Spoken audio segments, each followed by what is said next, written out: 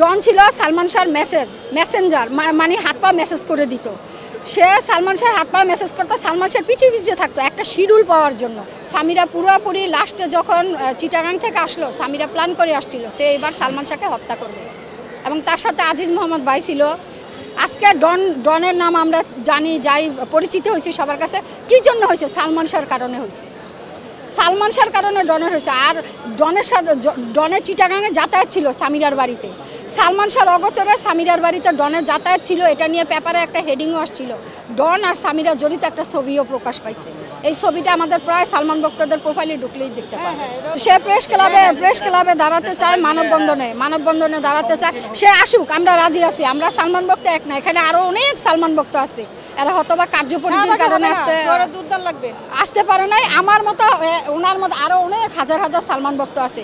শুধু একটা বাঁশি ফুইসাল দিলে পুরো প্রেস ক্লাব ভরে যাবে, পুলিশ লাঠিচার্জ করেও সরাতে পারবে না। ডনের মতো এত লোকের সম্মুখীন করা। আর সাংবাদিক সম্মেলন, আমাদেরও কম সাংবাদিক নাই।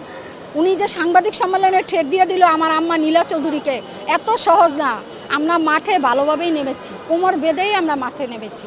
আমাদের হাতে প্রমাণ না নিয়ে আমরা মাঠে নামি নাই, আমাদের হাতে অবশ্যই প্রমাণ আছে। আমাদের 5 জন প্রধান আসামি অভিযুক্ত, 5 জনকে আমরা 5 জনের নামে এখানে মার্ডার মামলা দায় করব। দায় করার পরে ওনাদেরকে ডাকা হবে, ওনাদের জবানবন্দি নিবে, রিমান্ডে ডাকা হবে।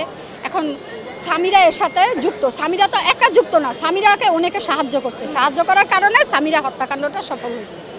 সামিরার মাও ছিল, সামিরার মা রুচি, উনি ছিল। সামিরা পুরোপুরি লাস্টে যখন চিটাগাং থেকে আসলো, সামিরা প্ল্যান করে আসছিল সে এবার সালমান শাহকে হত্যা করবে, এবং তার সাথে আজিজ মোহাম্মদ ভাই ছিল। যেহেতু আজিজ মোহাম্মদ ভাইয়ের দ্বারাই সামিরা হত্যাকাণ্ডটা ঘটানোর সফলতা হয়েছে। এবং ডন ছিল সামিরার প্রধান প্রেমিক। এখন জনসমক্ষে বা মিডিয়ার লোকের সামনে এগুলো বলা ঠিক না। ডন 29 বছর যাবৎ আজকে বিয়ে না করে রয়েছে।